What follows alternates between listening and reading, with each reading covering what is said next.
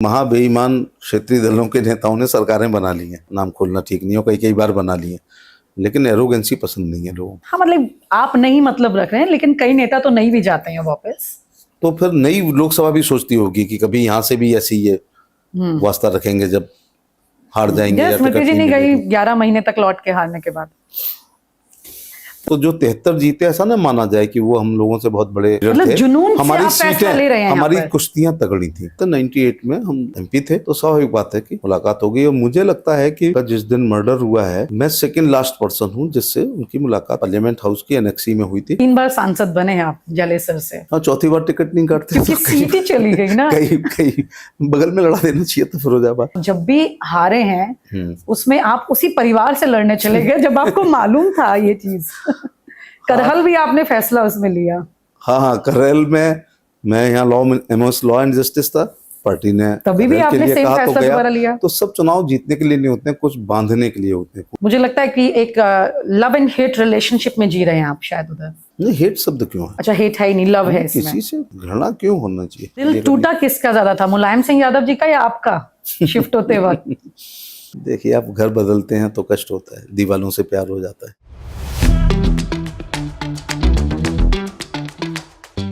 नमस्कार दोस्तों, आज हम बात करने जा रहे हैं एक ऐसे नेता की जिनकी जिंदगी किसी फिल्मी कहानी से कम नहीं है। जी हाँ, यूपी पुलिस में सब इंस्पेक्टर रहे, लेकिन उसके बाद उन्होंने उत्तर प्रदेश की महान नेतागिरी की हस्तियों के साथ में ऐसा जुड़ाव रहा कि वो खुद केंद्र की सत्ता तक पहुंच गए। एनडी तिवारी की बात करें, कल्याण सिंह की बात करें, मुलायम सिंह यादव की बात करें, या फिर उसके बाद और भी एक लंबी चौड़ी कहानी है जिसके सुन करके वाकई में आपको लगेगा कि बघेल जी को इस तरह से नहीं पहचाना था जैसे कि आज बात होने जा रही है। जब आप एनडी तिवारी जी से मिले, वो थोड़ा सा आप जिक्र अगर करें, क्योंकि आपने देश के 5 ऐसे बड़े नेताओं के साथ काम किया, एनडी तिवारी, कल्याण सिंह, मुलायम सिंह यादव, मायावती, नरेंद्र मोदी। कल्याण सिंह जी के साथ प्रत्यक्ष नहीं रहा।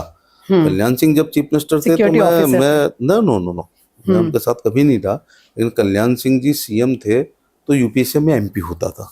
ऐसे तो रामप्रकाश गुप्ता जी का भी नाम लीजिएगा कि वो सीएम थे तो मैं एमपी होता था। एनडी तिवारी जी से राजनीतिक रिश्ते नहीं थे। 89 के इलेक्शन से पहले एक आदेश आया, चुनावी साल थी, तो एनडी तिवारी जी को न्यू दिल्ली तिवारी भी लोग मजाक में कहते थे कि वो बहुत दिल्ली आते थे, लखनऊ दिल्ली लखनऊ दिल्ली। तो बार बार वहाँ का जो उनकी सिक्योरिटी होगी उसको आना पड़ता होगा, सब लोग जहाज में नहीं आते होंगे तो एडवांस में ट्रेन से आते, वो अचानक मूड बनाते थे। और यहाँ तो कांग्रेस में हाईकमान को सलाम करना मुख्यमंत्रियों को बहुत जरूरी रहता होगा। तो फिर ये कहा गया कि अप्रोचेबल जिले हैं लाइक गाजियाबाद, मेरठ, जहाँ के लोग फोन पर तुरंत आ सकें। तो ऐसे उनके साथ हम लोगों की पोस्टिंग हुई। फिर सरकार बदल गई तो मुलायम सिंह जी मुख्यमंत्री बने, तो उन्होंने कुछ लोगों को रखा और कुछ लोगों को नहीं रखा होगा, वो उनकी लाइकिंग डिसलाइकिंग रही होगी। चूँकि इटावा का रहने वाला हूँ, राजनीतिक परिवार मैं तो फर्स्ट जनरेशन का हूँ, लेकिन हमारे जिया जी इंद्रपाल सिंह जो है उनके एमएलए रहे हैं। एमएलए तो बाद में हुए, 2 बार एमएलए हुए, जिलाध्यक्ष थे इटावा के लोकदल के। तो संपर्क में तो जब वो कोऑपरेटिव मिनिस्टर थे 77 to 80 तब थे, तो जब उनके पास सूची गई होगी तो मैं उनके साथ रहा, सरकार जाने के बाद भी साथ रहा। तो यहाँ पीएसओ नहीं कहना चाहिए, जो अधिकारी होते हैं वो सिक्योरिटी अफसर या चीफ सिक्योरिटी अफसर होते हैं। और उसमें एक और बात होती है कि जो मुख्यमंत्री का चहेता होता है वही हेलीकॉप्टर में चलता है।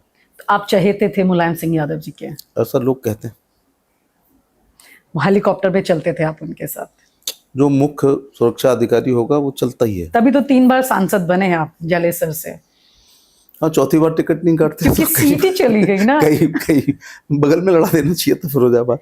अगर वो राज्यसभा दे देते आपको, या कहीं फिरोजाबाद की तो कहानी अलग है, अगर वो राज्यसभा दे देते मान लीजिए आपको, तो नहीं जाते आप पार्टी छोड़कर?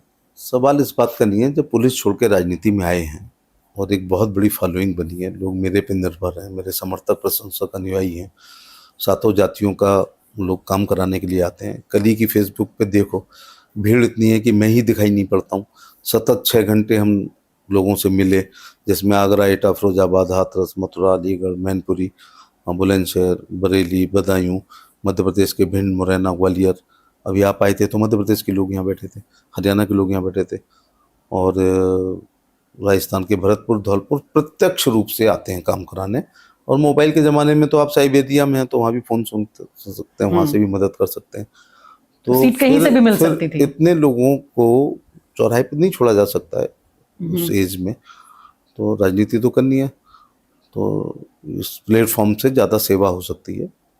तो राज्यसभा देते तो वो एक समय क्या मन स्थिति थी वो नहीं पता है, लेकिन राजनीति तो करनी थी, राजनीति तो करनी थी, लोगों की तो सेवा। दिल टूटा किसका ज्यादा था, मुलायम सिंह यादव जी का या आपका शिफ्ट होते वक्त? देखिए, आप घर बदलते हैं तो कष्ट होता है, दीवालों से प्यार हो जाता है, पेट से प्यार होता है, हम लोग तो ह्यूमन बीइंग हैं, तो उनको भी कष्ट हुआ होगा, मुझको भी कष्ट हुआ होगा। फिर उसके बाद बहुत कम समय जो था आपका वो बसपा के लिए आपने दिया, ऐसा क्यों?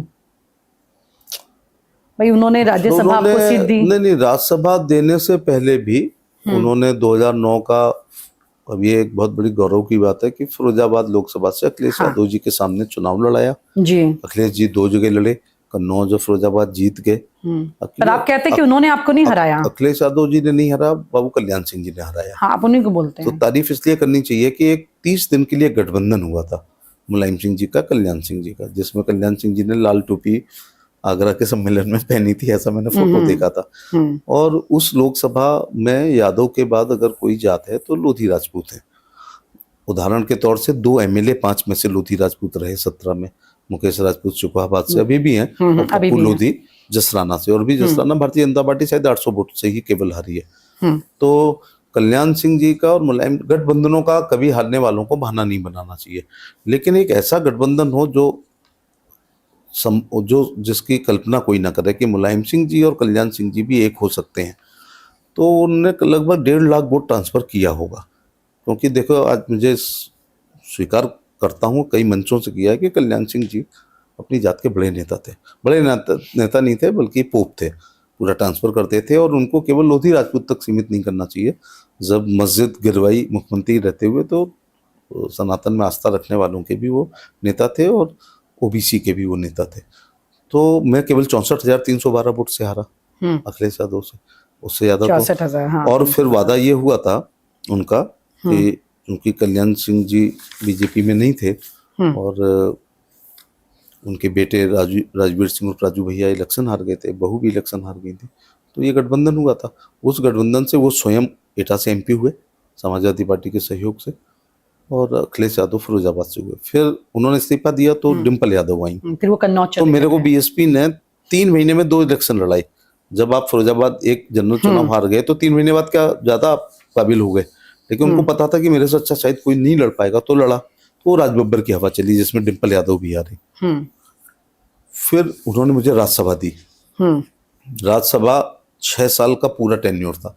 लेकिन ये देश का पहला उदाहरण है कि कोई व्यक्ति राज्यसभा 3 साल की छोड़ के और लोकसभा का चुनाव लड़े। तो लोकसभा का नहीं पता था 14 में कि बहुमत आ रहा है, और ऊपर से राज्यसभा छोड़ रहे हैं, गोद का बच्चा और पेट के बच्चे की उम्मीद कर रहे हैं जिसमें खतरे होते हैं। वो कौन सा पल था जो आपने बसपा क्यों छोड़ी?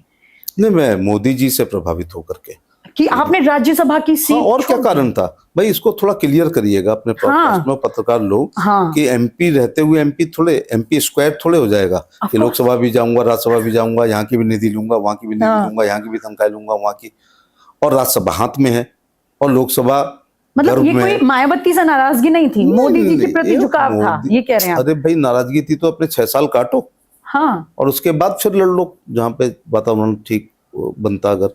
लेकिन जब पूरा देश मोदी मोदी मोदी मोदी कर रहा था और मैं क्षेत्रीय दलों में था तो विजन बड़ा लिमिटेड होता है, तो फिर लगा कि देश के लिए भी काम करना चाहिए। तो ये भी एक पहला उदाहरण है कि अपनी राज्यसभा छोड़ो, थोड़ी बहुत तो छोड़ी जाती है राज्यसभा, वो छोड़ते हैं जो CM बन के जाते हैं या और कुछ बनते हैं, लेकिन लोकसभा लड़ने के लिए राज्यसभा, और वो भी लोकसभा थोड़ी खतरनाक सीट हो। तो ये मैं मोदी जी की रीति नीति सिद्धांत कार्यक्रमों से प्रभावित होकर, नहीं अफसोस क्या होता है, no risk no gain, high risk high gain. 14 में क्योंकि फिरोजाबाद की सीट तो देखिए 14 का आप ये देखो कि केवल वो 5 लोग आ रहे हैं जो सैफी परिवार से लड़े, जो मुलायम सिंह जी से कोई लड़ा भाजपा का, अखिलेश जी से लड़ा, डिम्पल जी से लड़ा, अक्षय जी से लड़ा और धर्मेंद्र जी से। तो यही तो 5 हारे, और सोनिया जी से और राहुल से स्मृति जी लड़ी। तो हम 7 लोग हारे, बाकी तो मैं सब वही जीत बोलने गए। वाली थी, आप स्मृति जी की कैटेगरी में आ रहे हैं। बाकी सब जीते। तो जो 73 जीते, ऐसा ना माना जाए कि वो हम लोगों से बहुत बड़े लीडर मतलब थे। जुनून से हमारी आप फैसला ले रहे हैं यहाँ हमारी पर। कुश्तियां तगड़ी थी।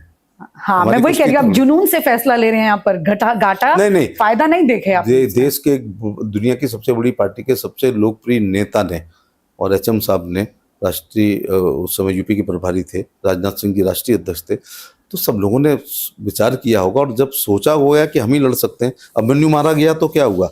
जब तक युद्ध नीति की, युद्धों की चर्चा होगी तो कर्ण और अभिमन्यु का उतना ही नाम लिया जाएगा जितना अर्जुन का लिया जाता है। 11 में से 11 चुनाव कुल आपने लड़े हैं ना? 11 कुल चुनाव में से आप जब भी हारे हैं उसमें आप उसी परिवार से लड़ने चले गए जब आपको मालूम था ये चीज। करहल भी आपने फैसला उसमें लिया। हाँ, करहल में मैं यहाँ लॉ एंड जस्टिस था, पार्टी ने तभी भी करहल के आपने लिए सेम कहा तो फैसला गया। दोबारा लिया। तो सब चुनाव जीतने के लिए नहीं होते हैं, कुछ बांधने के लिए होते हैं, खूंटे से बांधने के लिए, घेरने के लिए, परेशान करने के लिए, प्रचार न करने देने के लिए, उनको वहीं पर सीमित रखने के लिए। तो अब ये मतलब कुछ करना है, हमारे वो लोग भी सुनेंगे।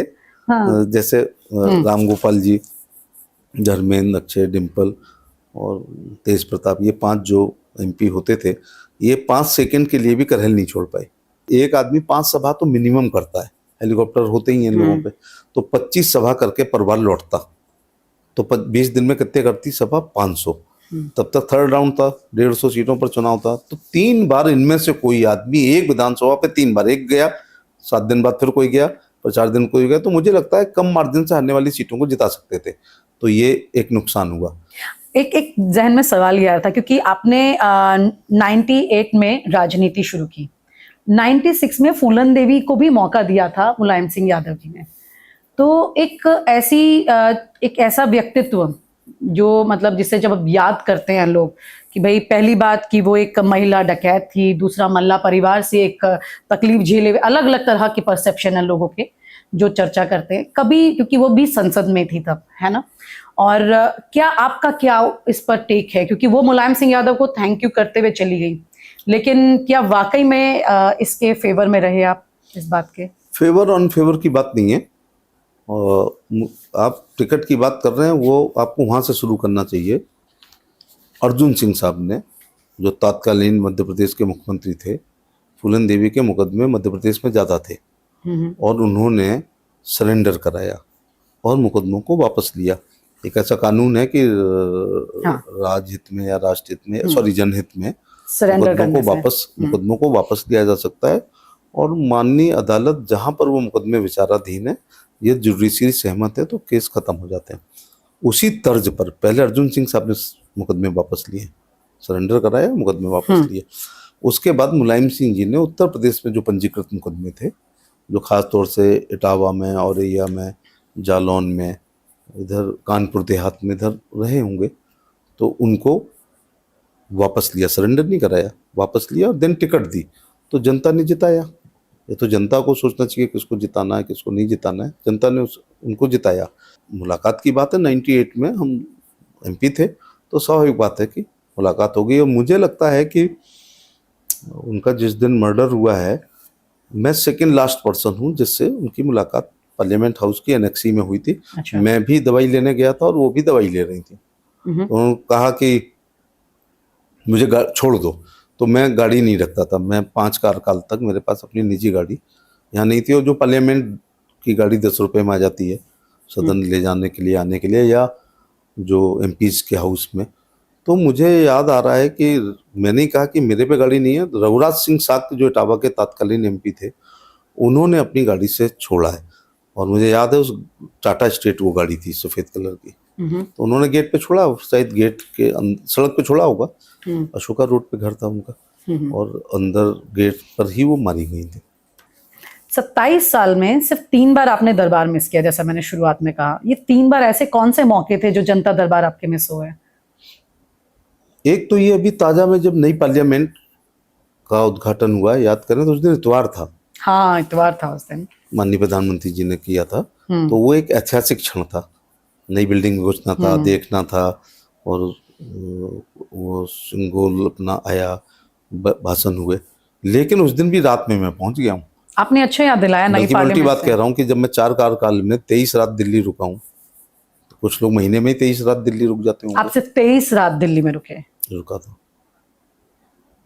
दिल्ली रुका पसंद था। नहीं है? नहीं नहीं, क्षेत्र तो बहुत पसंद है। दिल्ली पसंद नहीं होती तो राजनीति में नहीं आता। राजनीतिक राजधानी है, लेकिन कॉन्स्टिट्यूंसी से बहुत लगा हुआ है। बहुत आनंद अनुभूति होती है, बहुत ही मजा आता है। पैशन है वो। उसको जिसने बोझ माना तो फिर 7 कार्यकाल नहीं कर पाएगा। तो आज की तारीख में मतलब क्योंकि हम जब सीटों की बात कर रहे थे तो जलेसर, क्योंकि उसको कितना मिस करते हैं आप? क्योंकि हैट्रिक आपने लगाई थी, अभी तो आपकी 2 कंटिन्यूटी हैं, 2019 और 24। 29 पे आपकी नजर है, ऑफ कोर्स होगी नजर, उसमें तो आप कोई रिस्क नहीं लेंगे ऐसा? पहला प्यार कोई भूला है आज तक?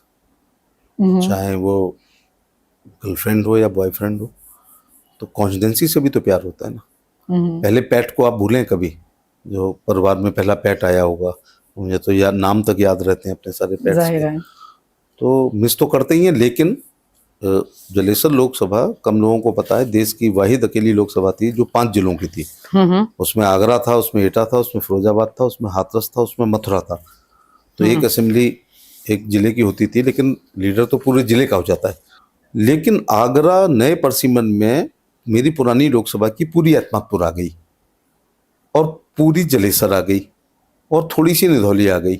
तो 2.25 विधानसभा तो वापस आ गई हैं।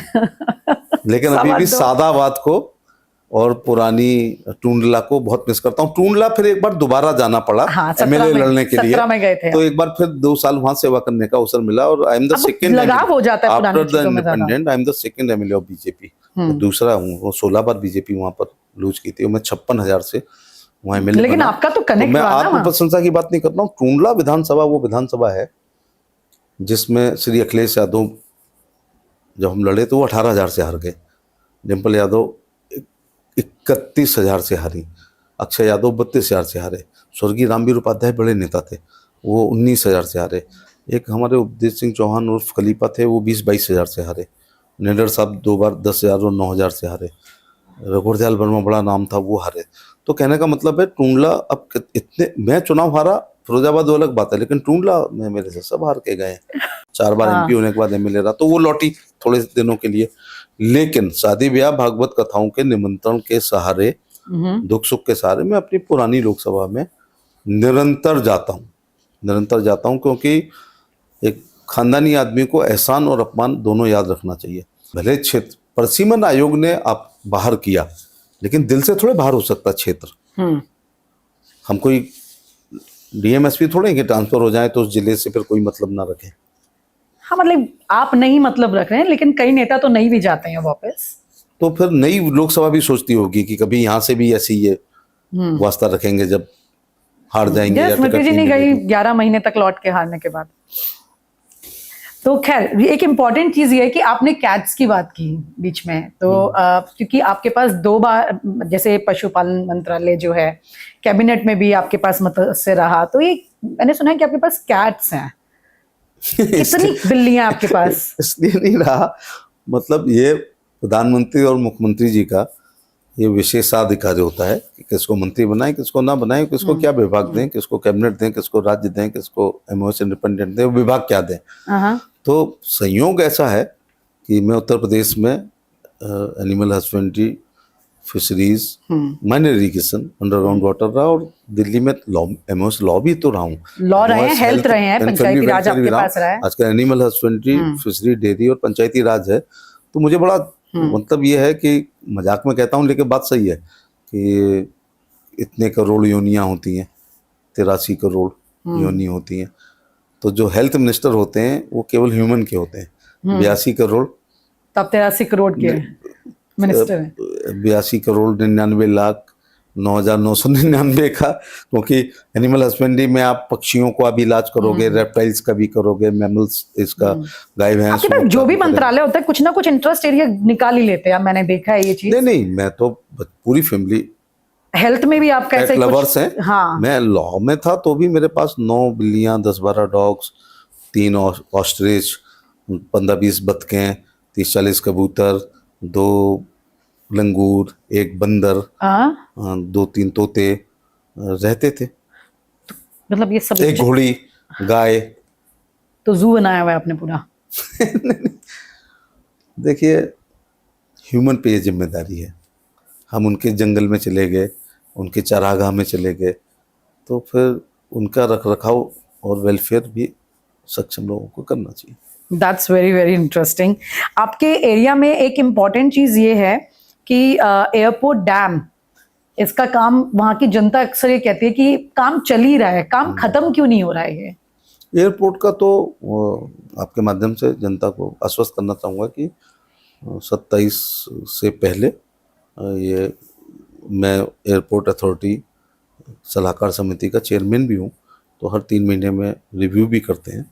अभी 1 महीने पहले हम मौके पे गए ग्राउंड जीरो पर, तो उन्होंने कहा कि 27 में पूरा हैंडओवर कर देंगे और टेक ऑफ हो जाएगा। डेडलाइन है ये 27। 100%। अच्छा, सब चीज़ें ज़मीन से ऊपर आ गई हैं, जो निर्माण वाली चीज़ें सभी चीज़ें ऊपर आ गई हैं, सभी एनओसी लेकिन आपको हो नहीं चुकी लगता हैं। बहुत वक्त लग गया ये सब प्रोसेस होते होते? एयरफोर्स का था इंतजार ना, कर रहे पहले हैं एयरफोर्स का था। फिर प्रधानमंत्री जी का धन्यवाद देना चाहूँगा, और उत्तर प्रदेश के मुख्यमंत्री का, जिन्होंने जमीन अधिग्रहण की। सभी किसानों को पूरा पेमेंट मिल चुका है, सभी एनओसी हो चुकी हैं, उत्तर प्रदेश सरकार अपना पैसा दे चुकी है और बाउंड्री बन गई है, डीपीआर बन चुकी है, टेंडर हो गया है, वो अलॉट हो चुका है। निर्माण कार्य शुरू नहीं हो गया है, निर्माण कार्य 25% हो चुका है। अच्छा। और वो पूरा हैंडओवर हो जाएगा। लेकिन मेरे से पहले 90 साल पुराना एयरफोर्स का एयरपोर्ट था, केवल एक फ्लाइट यदा कदा दिल्ली, आगरा, खजुराहो, बनारस चलती थी। आज Agra Mumbai direct flight, Agra Ahmedabad direct flight, Agra Hyderabad direct flight, Agra Bengaluru direct flight है। और ये जो 4 जगह फ्लाइट जाती है, यहाँ से आप देश दुनिया में कहीं भी जा सकते तो आप आएंगे फिर फ्लाइट से आगे कि अब तभी भी ट्रेन से ही जाएंगे? आप अपनी कॉन्स्टिट्यूएंसी हमेशा ट्रेन से जाते हैं? दिल्ली आगरा सफल नहीं होगी, क्योंकि एक्सप्रेस हाईवे है, NH2 भी है, 3.5-3 घंटे का रास्ता है, हवाई जहाज में 1 घंटे पहले जाना पड़ता और है। आपको ट्रेन में कितना वक्त लगता है? आप तो ट्रेन से जाते हो हमेशा। अलग अलग ट्रेनें हैं, जैसे वंदे भारत 100 मिनट, शताब्दी 100 मिनट, राजधानियाँ 120 मिनट, और उससे वैसी हैं तो 2.5 घंटे, सबसे स्लो वाली 3 घंटे। तो 3 घंटे, और ऊपर से लेट के जाओ, बर्थ मिलती है, कमर सीधी हो सकती है। और इस घर से उस घर तक आगरा जाने में 3.5 घंटे से कम नहीं लगता है। ट्रेन से क्यों जाते हैं? बाय रोड क्यों नहीं जाते? मतलब एक्सप्रेस पसंद नहीं है आपको? कारण है कि 18 घंटे 19 घंटे काम करता हूँ, ट्रेन में थोड़ा आराम मिलता है। नंबर 2 बात, ये जितने स्कड मार्क्स हैं एक्सप्रेस हाईवे पे, ये सारे एक्सीडेंट हैं, इसलिए नहीं। दूसरा एक मेरा अपना दर्शन है, पता नहीं इसको पसंद करेंगे लोग नहीं करेंगे, कि जब मैं यहाँ से जाऊँगा, देखो सरकार की गाड़ी है, सरकार का डीजल है, सरकार का ड्राइवर है, और वो टोल टैक्स फ्री है। अपने अनुसार कभी भी चलो, रास्ते में कहीं भी ब्रेक मारो, कहीं भी चाय पियो, लेकिन 4 जिलों की एस्कॉर्ट पायलट आती है, आप ही सबका पैसा है। तो मुझे लगता है कि जब मैं यहाँ से आगरा जाता हूँ तो ढेर सारा पैसा मेरे पे खर्च होता है, और इधर ट्रेन में कोई पैसा खर्च नहीं होता है। जो एक सांसद को टिकट मिलती है वो मुझे मिलती है। एक ये भी दर्शन है, इसमें एक्सीडेंट का डर नहीं है। बस ये है कि हम समय बचाते हैं और ट्रेन सुविधाजनक है। और आगरा से दिल्ली से आगरा और आगरा से दिल्ली 30-35 ट्रेनें हैं। जब भी आप स्टेशन जाएंगे आपको कोई ट्रेन आती हुई मिलेगी। आप मुशायरे के बहुत शौकीन है, मैंने सुना है कि कोई मुशायरा कहीं हो रहा, आपको निमंत्रण नहीं भी मिले? कवि सम्मेलन भी। हाँ, कवि सम्मेलन। हाँ, शब्द का फर्क है ना, कवि सम्मेलन और मुशायरा। मुशायरा उर्दू पोइट्री है, कवि सम्मेलन में हिंदी पोइट्री है, दोनों। तो कहते हैं आपको निमंत्रण नहीं भी हो तो भी आप चले जाएंगे, आखिरी पंक्ति में बैठ जाएंगे, पता लगेगा बघेल जी आए हैं, फिर आगे बुलाया जाता है। एक पेट की भूख होती है, एक दिमाग की भूख होती है। हालांकि ये सब चीजें आजकल इस पे अवेलेबल हैं यूट्यूब पर, और वहाँ आपको बंदिश भी है कि आप चाय नहीं पी सकते, आप अच्छी पोइट्री नहीं हो रही तो भी सुनना पड़ेगा नेक्स्ट डिबेट। यूट्यूब पे तो आप अगला नाम टाइप करो, उसकी पर्टिकुलर शायरी टाइप करो, लेकिन लाइव सुनने का एक अलग मजा है। ये भी पता है कि वहाँ आलोचना का विषय हम ही लोग होंगे, पुलिस, पॉलिटिशियन और पाकिस्तान पर सबसे ज्यादा कविताएं होती हैं, लेकिन निंदक नेरे राखिए आंगन कुटी छबाई। थोड़ा ये भी पता चलता है कि साहित्य समाज का दर्पण है और दर्पण झूठ नहीं बोलता है। तो क्या कवि लोग सरकार को किस दृष्टि से देखना है, योजनाओं को किस दृष्टि से तो देखना है। आपके सामने कोई आलोचक ने ऐसी कविता सुनाई है जो जिसको आपने ये कहते हुए कि बघेल साहब ऐसे नहीं है। अच्छा सुना दी? हाँ, सुनना चाहिए लेकिन सब धान 22 पसेरी नहीं सोचना चाहिए कि सभी एक से होते हैं। एक बार आपने एक बयान दिया था, आपने ये ग्वालियर में कहा था शायद, राजीव गांधी को लेकर आपने कहा था कि इज इनोसेंट बट इनकॉम्पिटेंट। तो वो एक एग्जाम्पल, कई बार आप कई इस तरह के एक एग्जाम्पल पे देता हूँ कि देखिए इनोसेंट इस मामले में थे, अगर वो दिमाग दौड़ाते तो एक बयान नहीं देते हाँ, कि मैं 1 रुपये लुटियन जोन से भेजता हूँ तो 15 पैसे पहुंचते हैं। तो ये स्वीकारोक्ति थी, एक बड़ी बात है। अब मैं इनकॉम्पिटेंट इसलिए कहता हूँ कि जब देश के प्रधानमंत्री को पता ही चल गया था कि उनका भेजा हुआ 1 रुपया की इतनी ज़्यादा कटमनी हो जाएगी कि 15 पैसे पहुंचेंगे, ये 85 पैसे बीच में ब्यूरोक्रेसी या पॉलिटिशियन खाएंगे, तो रोकना भी उन्हें चाहिए था। तो यहाँ मैं इनकॉम्पिटेंट कह देता हूँ। इनोसेंट इसलिए कह देता हूँ कि ये बयान तो कोई ज़रूरी नहीं था देना, लेकिन उन्होंने दिया, दिल से दिया, दिमाग से नहीं दिया। आपके भी बयान पे मैं बात कर रही हूँ। आपने एक बात ये कही थी 24 के चुनाव में अखिलेश यादव को लेकर कि 89 सीटों पर उन्होंने कहा था जोक ऑफ द सेंचुरी है और थूक के चाटने वाली बात हो जाएगी। मतलब ये जो कई बार ऐसा होता है कि हम जो बोल रहे होते हैं स्पॉन्टेनियस होता है या हम बड़ा सोच समझ के बोल रहे होते हैं। ये बात तो उनकी किसी ने नहीं स्वीकार करी थी। जोक ऑफ द सेंचुरी इसलिए मानो, उन्होंने कहा था 89 सीटें वो जीत रहे हैं। अब आ गया ना रिजल्ट, तो कितनी जीते हैं? तो 79 का था। हाँ सॉरी, 80 सीटों में 79। एक किसको मान रहे थे? वो प्रधानमंत्री जी की स्वाभाविक मांग, तो बहुत लोग जीते ना। तो क्या फिर ऐसा बयान देना चाहिए था क्या कि 79 पे वो जीत रहे हैं? तो फिर मैंने कहा था कि अगर वो 79 जीत जाएंगे, रात गई बात गई। लेकिन अब आप उसे दोहराना नहीं चाहते? मैं दोहराना नहीं चाहता हूँ, लेकिन यहाँ तो उनको शर्मिंदगी उठानी पड़ी ना। कि उनकी तो फिर भी अच्छी खासी तो 79 तो नहीं आई ना, बात तो 79 की थी। तो नेता तो हमेशा ज्यादा 20-25 30 हिस्टोरिकल सीट तो निकाली। तभी तो कहा था जोक ऑफ द सेंचुरी, तभी तो कहा था कि ये शताब्दी की सबसे बड़ी मजाक है कि अखिलेश यादव या इंडी गठबंधन 79 पाएगा। लेकिन उनकी टिकट डिस्ट्रीब्यूशन पर आप क्या कहेंगे जो 24 का रहा? उनका आउटलुक है, जो भी वो बात, ऑलमोस्ट हर कैटेगरी को उन्होंने कवर किया। वो देखें। अच्छा, जब पार्लियामेंट आप जाते हैं तो एक अलग तरह की पॉलिटिक्स, विजुअल पॉलिटिक्स क्रिएट करने की कोशिश की है आपकी इस पुरानी पार्टी ने। एक लाल रंग की टोपी पहन के सब लोग एक ही साथ निकलते हैं, ये क्या, इसको क्या कहेंगे आप? अंतःकरण से थोड़े लगाते हैं, घर जाते उतार देते होंगे। क्या टोपी उतार देते हैं? उतार देते होंगे ना, स्वाभाविक बात है। तो वो ठीक है, ये उनका अपना पार्टी का है, तो भारतीय जनता मतलब एक विजुअल पॉलिटिक्स है कि आप इसको कैसे देखते हैं? कुछ नहीं, अपना उनका लाल निशान, लाल रंग है, पार्टी के झंडे में भी लाल है, और सोशलिस्ट पार्टी का भी वो था, भैया जी लगाया करते थे लाल टोपी। तो लेकिन आपने ध्यान दिया होगा, मुलायम सिंह जी ने बहुत बाद में आके शुरू करी है, बहुत बाद में ओकेजनली। आप जब थे पार्टी में कभी आपने पहनी थी लाल टोपी? कोई भी नहीं लगाता था। पुराने रिकॉर्ड देख लो, कोई भी नहीं लगाता। हाँ, कोई भी नहीं लगा। अब इसको विजुअल पॉलिटिक्स कहेंगे मतलब? लेकिन जब दिख रही है तो विजुअल पॉलिटिक्स है। विजुअल पॉलिटिक्स है। एक आपको, क्योंकि एक सवाल ये उठता है कि इतना लंबा आपका करियर है ना, 11 चुनाव आप लड़ चुके हैं, और हालांकि बहुत सॉफ्टली आप ये बात मान लेते हैं जो ऊपर जो प्रधान सेवक कहेंगे उसमें, लेकिन आपको नहीं लगता इंडिपेंडेंट चार्ज आप डिजर्व करते हैं यहाँ पर एमओएस से? कई पूर्व मुख्यमंत्री हैं जो इस समय मंत्री परिषद में शामिल नहीं है। ये माननीय प्रधानमंत्री का केंद्र में और माननीय मुख्यमंत्रियों का राज्य में विशेषाधिकार है कि वो किसको बनाएं, किसको ना बनाएं, और किसको, अब तो डिप्टी मिनिस्टर नहीं बनना है, पहले डिप्टी मिनिस्टर भी बनते थे, राज्य मंत्री स्वतंत्र प्रभार और कैबिनेट, ये उनका विशेषाधिकार है, इस पर किसी को टिप्पणी नहीं करना चाहिए। किससे, क्योंकि आपके पास बहुत सारे होते हैं, तो चलते चलते मैं एक दो तीन सवाल हैं हमारे उसमें। एक तो मुलायम सिंह यादव जी के साथ कोई ऐसा आपका किस्सा, क्योंकि अक्सर आप उनका चर्चाओं में जिक्र कर ही लेते हैं, जाते जाते वो भी प्रधानमंत्री नरेंद्र मोदी जी को दोबारा प्रधानमंत्री बनने की दुआ करते हुए चले गए थे। तो क्या आप इस तरह के नेचर को क्या देखते हैं कि आप विपक्ष में हैं और आप ब्लेस कर रहे हैं? देखिए, जो अजय सिक्योरिटी अफसर जो बातें हैं, वो कभी वो तभी आपको चुना जाता है जब आप राज को राज पब्लिक डोमेन। राज कोई ऐसे नहीं होते हैं कि बहुत सब कुछ ब्लैक होता है, ऐसा नहीं होता है, लेकिन नहीं कुछ करना चाहिए। लेकिन जब मैं करहल चुनाव लड़ करके आया, वो जा रहे थे, वो तो बड़ा वायरल हुआ है, तो उस गेट नंबर 7 पर देख के उनने गाड़ी रोकी, मेरे लिए बड़ी बात है। शीशा खोला, फिर हाँ, मैं आपसे गया, मिले। मैं तो उन्होंने कहा बहुत अच्छा लड़े चुनाव, बहुत अच्छा लड़े। ये उन्होंने तो बोला। ये आखिरी शब्द थे उनके आपसे? यस, जीवन का कितना बड़ा कॉम्प्लीमेंट है कि उनके बेटे से चुनाव लड़े और वो तारीफ कर रहे हैं पार्लियामेंट में। हाँ, जैसे अभिमन्यु की के बाद शाम को उसके शव पर द्रोणाचार्य, भीष्म, कर्ण सभी गए थे, सभी ने प्रणाम किया था। तो भीष्म पितामह से नहीं, भीष्म पितामह गए थे ना शव पर। हाँ, बिल्कुल कर्ण गए के। थे। और द्रोणाचार्य मतलब भी गए उस थे, स्तर पर आप कृपाचार्य इस भी चीज गए को- थे, कर्ण भी गए थे। जयद्रथ को देख के अर्जुन को जरूर गुस्सा आया था।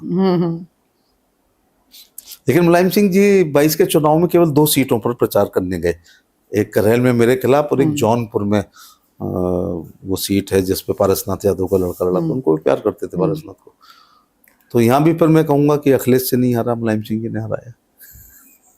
आप तो क्योंकि ये उनकी एक्सेप्ट अपील- क्यों नहीं उनकी कर अपील- आप ये बात क्यों आपने उनकी फिरोजाबाद अपील- के लिए भी कहा उनकी कि अप- अखिलेश ने नहीं हराया, तो साफ बात कल्याण है। सिंह जी ने अरे हराया। भाई लोधी बाहुल्य है, क्या आपको शक है कि कल्याण सिंह जी और लोधियों के करहल में बड़े नेता अखिलेश नहीं ने थे? नहीं हराया, मुलायम सिंह यादव मुलायम ने। सिंह आप जी ये की कह रहे अपील हैं का बड़ा मायने तो क्या होता फिर है। भिड़ेंगे नंबर अखिलेश 2 यादव बात, से फिर ये? नंबर 2 बात, हाँ वो बीमार थे हाँ हाँ और अपील मार्मिक थी हाँ, उनकी। काफी मामले शायद उन्होंने ये भी कहा कि ये आखिरी है, आखिरी भाषण था और उनका। इसके बाद आखिरी भाषण हुआ, आखिरी चुनाव हुआ, फिर वो बीमार हुए। मैं अपोलो में मेदांता में देखने भी गया और दाह संस्कार में सेफई भी गया। तो मैं लोगों से यही कहना चाहूंगा कि सुख में एक बार जाओ या ना जाओ, लेकिन किसी की बेटी की शादी और मौत में हमें cross the party line, cross the religion हमें जाना चाहिए। लेकिन सवाल ये है कि आप अखिलेश यादव से फिर भिड़ेंगे, तीसरी बार मौका मिला तो फिर से? पार्टी जो हुक्म देगी, वैसे आपको लगेगा कि क्योंकि घिसा पार्टी पिटा के हुक्म जवाब से है। ज्यादा जुनूनी लगती है ये नहीं, चीज नहीं, यहाँ ऐसा पर। भी नहीं है, कोई निजी दुश्मनी नहीं है उनके साथ। मायावती जी ने अखिलेश और डिम्पल जी के सामने लड़ाया, भारतीय जनता पार्टी ने अक्षय और अखिलेश जी के सामने लड़ाया, तो ये तो पार्टी का निर्णय है ना।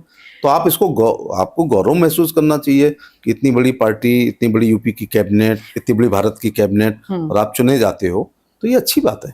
वैसे तो आपकी पॉलिटिक्स बहुत स्ट्रेट है, क्लियर दिखती है आपकी चीजें, लेकिन यहाँ पे रामशंकर कठेरिया की जब बात करते हैं तो वो कहाँ पे किस तरह से आड़े आए, क्या कार्यक्रम में आपको नहीं बुलाया, चाहे वो मोदी जी की मौजूदगी हो या गडकरी जी की मौजूदगी में, लेकिन ऐसा क्या हुआ था, ऐसा पर्सनल कहाँ पे जाके बात फंस रही थी? कोई पर्सनल नहीं है, कोई पार्टी में पर्सनल नहीं है। मैं 17 में एमएलए हुआ टूंडला से, कैबिनेट मंत्री बना, सपा बसपा का गठबंधन हुआ, तो 19 में पार्टी ने कहा वापस आओ और यहाँ चुनाव लड़ो, फिर 22 में कहा करहल जाके लड़ो, फिर 24 में कहा आगरा लड़े। तो जब एक लड़ता है तो किसी दूसरे की कटती होगी। कोई नथिंग इज पर्सनल, कोई पर्सनल नहीं। और पर्सनल अब अच्छा है? नहीं, कुछ पर्सनल लड़ाई थी नहीं, एक पार्टी में हम लोग काम करते हैं। मैं तो अजात शत्रु हूँ, मेरी तो किसी से लड़ाई नहीं रहती है। कभी आपको मतलब पार्लियामेंट में जब अखिलेश यादव या डिम्पल या वो लोग जिनके साथ आपने चुनाव लड़ा और दिख जाते हैं तो मुलाकात, नमस्ते, हेलो, कुछ होता है या रास्ता बदल लेते हैं? परिवार के नहीं, ऐसा मैंने क्या पाप किया है कि उनसे आंख नहीं मिलाऊं, या उनने ऐसा क्या पाप किया है कि वो मेरे से आंख ना मिलाए? और ये दुआ सलाम तो हमेशा रहनी चाहिए। बिल्कुल रहनी चाहिए। याद नहीं आ रहा शेर ऐसी कुछ है, दिल ना मिले तो हाथ मिलाते रहिए, है ना। मैं उनमें से नहीं हूँ, ये हाथ ना मिले तो दिल ना मिले तो हाथ भी ना मिलाएं। और दुआ सलाम, शिष्टाचार हमेशा रहना चाहिए। सीनियरिटी जूनियरिटी को भी ध्यान में रखना चाहिए। राजनीति में रैगिंग नहीं होती है। तो अब जो नए नेता आ रहे हैं, क्या आपको लगता है ये ट्रेंड जो आप बात कर रहे हैं ये कम है, रहने वाला है? कम होता जा रहा है। तो पूजा पाठ भी आप काफी करते हैं, सुना है। 27 साल से छुट्टी नहीं ली है, एक भी दिन की छुट्टी नहीं ली है। जब से मिनिस्टर हूँ और यूपी में यहाँ विदेश नहीं गया। विदेश नहीं गए? नहीं गया। मेरी वाइफ वाहिद, जब कोई आंकड़े होते हैं तो बड़े महत्वपूर्ण होते हैं, या कोई दूसरा बताए, दूसरा हमें चुनौती दे कि डिप्लोमेटिक पासपोर्ट बनता है स्पाउस का भी। हाँ। तो 6 बार बना, 5 लोकसभा और 1 राज्यसभा में। हाँ। उसमें एक भी मोहर मेरी वाइफ के पासपोर्ट पर कहीं की भी नहीं है। क्यों नहीं जाते हैं आप? एक तो कहते हैं बाहर जाने से विजन बढ़ जाता है। फिर एयरपोर्ट पे आके सब भूल जाते हैं। मोदी जी गए थे अमेरिका, सीख के आए कई चीजें वहां अंतर्राष्ट्रीय से। रिश्ते बनाने के लिए उनको जाना पड़ेगा, और वो जाते हैं।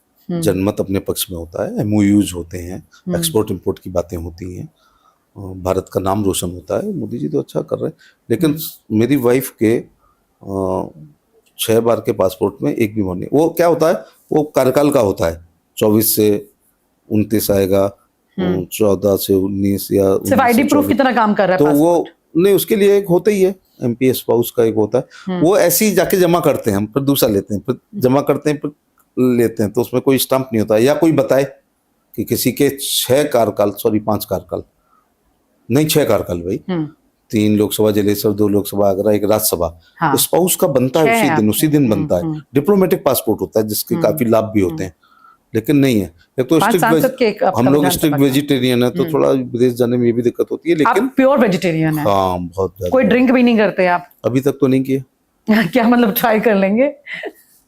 नहीं, अभी तक नहीं किया, ये कह सकते। हाँ, मतलब नहीं करेंगे। तो मतलब मेरी पब्लिक लाइफ है ना, मैं 1 बजे तक जनता में रहता हूँ। हाँ, बिल्कुल सात्विक प्रवृत्ति जनता में जो आदमी 1 बजे रहेगा, फिर 1:30 बजे घर आएगा, फिर बीवी से कहेगा चखना बनाओ, शराब पिएगा। और जिसका व्यक्तिगत जीवन अच्छा नहीं है, उसका सार्वजनिक जीवन भी अच्छा नहीं हो सकता है, ऐसा मेरा अपना कहना है। क्योंकि प्रभावित नहीं होगा, जनता प्रभावित नहीं होगा। आप टुन है, 1 बजे एक फोन आता है, पार्टी के वर्कर को पुलिस पकड़ ले गई, अब नशे में जा रहे हैं, तो मेरे जैसा ऐसा तो कहेगा कि सिफारिश तो बाद में मानूंगा, पहले आपकी डॉक्टरी करा लेता हूँ। तो कोई अच्छा लगता है कि we are the role model of the society. जी, तो ये लेकिन आजकल जैसे आपने क्योंकि जिक्र किया पुलिस का, क्योंकि आप का वो भी आपने देखा कभी कोई फोटो मेरी आगरा में लंच डिनर किसी 5 स्टार होटल में नहीं। अगर गए हम बच्चों को लेके तो कॉफी पीने गए, और एक दासा प्रकाश है, उसने पैसे नहीं दिए कि विज्ञापन कर दूं उसका, तो उसके यहाँ 1 आध बार साल में 1 आध बार जाते हैं। जबकि आगरा होटलों का शहर है, रेस्टोरेंट का शहर है, तो परिवार के सिर्फ साल में 1 बार जाते हैं बाहर खाना खाने? कभी नहीं जाते हैं। हमारे पूरे घर की मनपसंद डिश है खिचड़ी।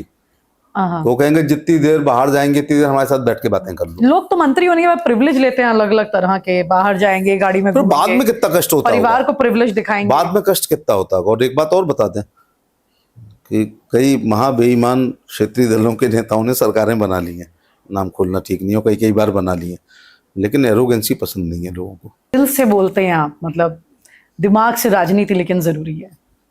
नहीं, राजनीति भी दिल से करनी चाहिए। अगर आप में संवेदनशीलता नहीं है तो आप फिर विधवा पेंशन, दिव्यांग पेंशन, वृद्धावस्था पेंशन को अगर ऐसी टिकट ग्रांटेड लोगे तो ऐसे थोड़े काम चलेगा। लेकिन आपने कहा राजीव गांधी ने दिल से वो स्टेटमेंट दे दिया था, तो हम भी दिल से ही बोलते हैं। तो मतलब राजनीति करो लेकिन दिल से, आप ये कह रहे हैं? हाँ, वो दूसरा जो आप कह रहे थे कि रास्ता तो नहीं मुड़ जाता है, दुश्मनी लाख करो मगर इतनी गुंजाइश रहे, फिर कभी हम दोस्त बने तो शर्मिंदगी ना हो। मुझे लगता है कि एक लव एंड हेट रिलेशनशिप में जी रहे हैं आप शायद उधर। नहीं, हेट शब्द क्यों है? अच्छा, हेट है ही नहीं, लव है इसमें। किसी से घृणा क्यों होना चाहिए? तो अखिलेश यादव में आप मुलायम सिंह जी के कोई गुण देखते हैं? अरे उनके पुत्र हैं तो मेंडल्स लॉ है, लॉ ऑफ डोमिनेटिंग होता है ना। हम तो बायोलॉजी के स्टूडेंट हैं, तो गुण तो होंगे ही ना, पिताजी हैं उनके। लेकिन वो फील्ड वर्कर बड़े थे। उनको फील्ड में ज्यादा जाना चाहिए। नहीं, फील्ड वर्कर वो ज्यादा थे, बल्कि कह सकते हैं कि वो आंदोलन की जनक थे, और बाकी लोग आंदोलन की उपज हैं। ठीक है, कोई तो शुरू करता है। होता है। और फिर देखिए, हर पीढ़ी की अपनी अलग प्रायोरिटीज होती हैं। अब हम कहें कि हम लैंप में पढ़े थे, तब नंबर लाए, विश्वविद्यालय में ये पोजीशन रही, लालटेन हुआ करती थी, तो ये कोई बात है? कच्चे मकान होते थे, फलाना होता था, ठीक है। हर समय के अनुसार हर पेरेंट्स ने अपने बच्चों को सुविधा दी है। फिर कंपटीशन भी उसी जमाने में उन्हीं बच्चों के साथ होता था। जाहिर सी बात है, एक स्तर पे चीजें थी। फिर अब थोड़ा सा है कि लोग पर्सनल लाइफ पे ध्यान दे रहे हैं ज्यादा।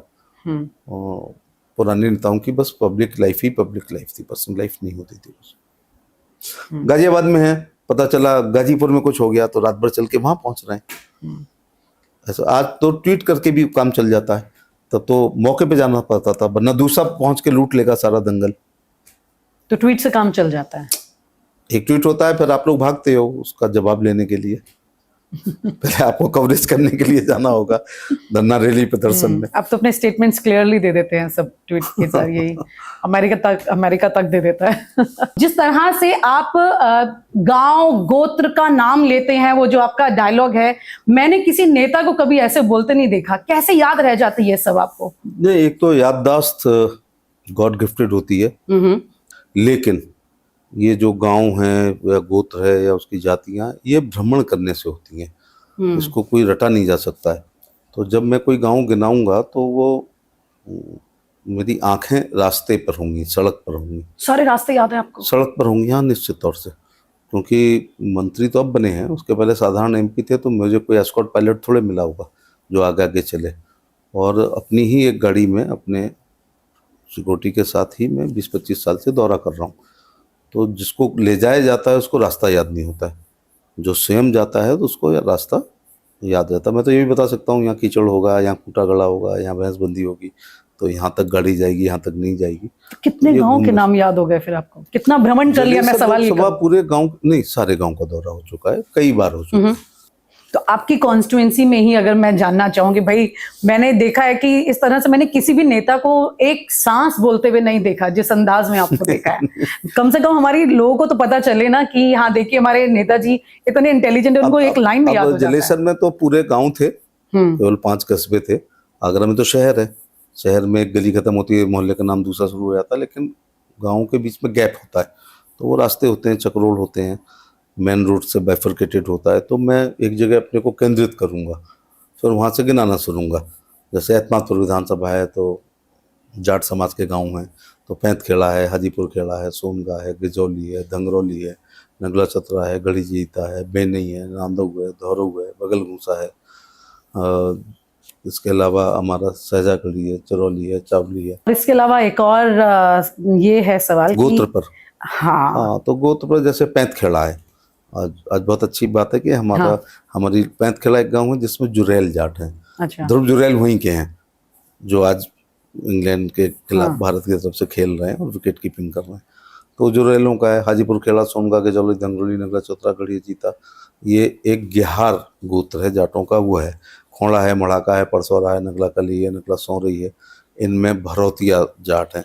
एक ही गाँव है बिलारा जिसमें भ्रंगर समाज के लोग रहते हैं।